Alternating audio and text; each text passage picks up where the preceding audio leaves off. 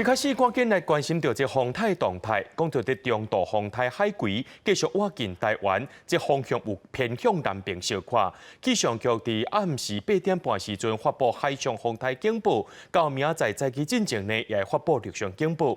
因为这方向呢有偏向南边，就可能是对花莲或者是台东来登陆。这风台挖进了后，东半部、北部地区伫礼拜时阵风雨会变甲真明显，而且这海葵就有可能是4年来头一粒登陆台湾的风台。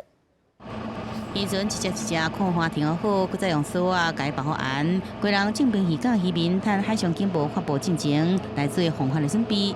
因为现在目前这个海葵台风啊，朝我们这个东北角这边过来，船靠啊什么都有准备了。重点就是那个神手要强一点。你每一摆大楼就海水倒叫。拄大雨就淹水，规人按4度，雨点头是真困扰。下晡市府环保局伫周边进行水沟的清理，避免物件塌掉咧，造成淹水。涨大潮本身水沟就规个水拢漫起来，就把东西搬高至膝盖以上的高度。海葵风台继续对台湾这边来逼近，台东停航3天的离岛交通真无简单，才恢复班次。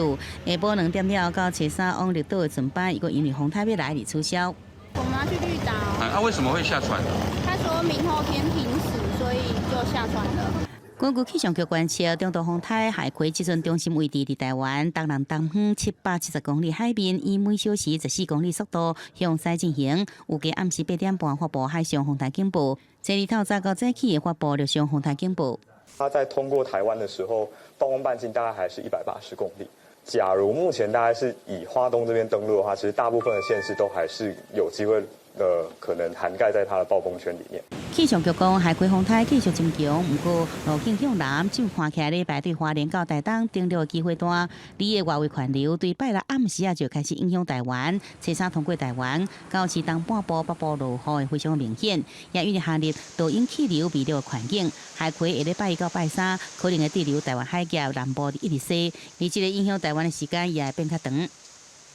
北部、东北部刚好其实也是农历的大潮时间了，可能要特别注意，就是淡水河口这一带可能会相对会比较容易有一些这个易淹水这个状况。